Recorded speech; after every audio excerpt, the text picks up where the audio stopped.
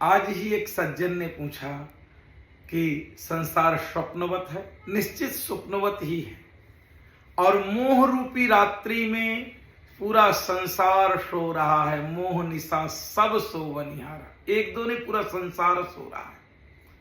सोते हुए स्वप्न देखते हैं, और स्वप्न में जो दिखाई पड़ता है उस दुख के दुखों का भी अनुभव करते हैं, कई बार उन सुखों का भी अनुभव करते हैं, परंतु ये सब झूठ है, कोई भी सत्यवत नहीं है।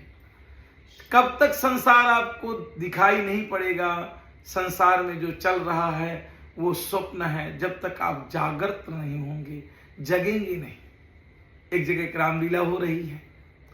रामलीला में राम का जो पात्र है, उस समय रामलीला में सीता खो गई है, और वो रो रहा है, चिल्ला रहा है, सीता को खोज रहा है। परंतु कब तक खोज रहा है? जब तक रामलीला चल रही है, उसके बाद उसको कोई चिंता नहीं। वो जानता है कि ये रामलीला है, लीला हो रही है और कुछ नहीं हो रहा है। एक्चुअल अगर हम देखें तो राम जी भी सब जानते हैं, परंतु वो भी एक लीला करते हैं। सीता को खोजते हैं, रोते हैं, परंतु उनके प्रसन्नता में, उनके आनंद में कोई कमी नहीं है। रामायण में आरण्य कांड के 40 नंबर दोहे में 4 नंबर की चौपाई आती है कि बैठे परम प्रसन्न कृपाला, कहत अनुज सन कथा रसाला। भगवान बड़े प्रसन्न बैठे हुए हैं और लक्ष्मण को नाना प्रकार की कथाएं कह रहे हैं। उसी समय नारद आए, और जब नारद आए तो भगवान ने कहा लक्ष्मण रोना प्रारंभ कर। लक्ष्मण ने कहा भैया क्यों?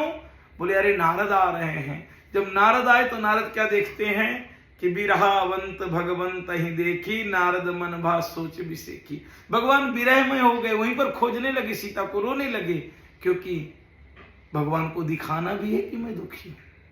उसी प्रकार जिसको आत्मज्ञान हो जाता है, तब वो संसार में रहता हुआ भी संसार को देखता है कि वो प्रपंच है, जो चल रहा है सब पूर्व सुनिश्चित है, लीला है, इससे मेरा कोई लेना देना नहीं है। उसके जीवन में आनंद की कोई कमी नहीं, सुखों की कोई कमी नहीं, और वो संसार के व्यवहार करता हुआ भी आनंद और सुखपूर्वक अपना जीवन जीता है।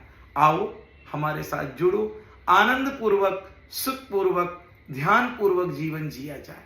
स्वप्नवत जीवन नहीं, एक जागृत जीवन जीने के लिए आप हमारे सूत्रों को अपनाओ, हमारे साथ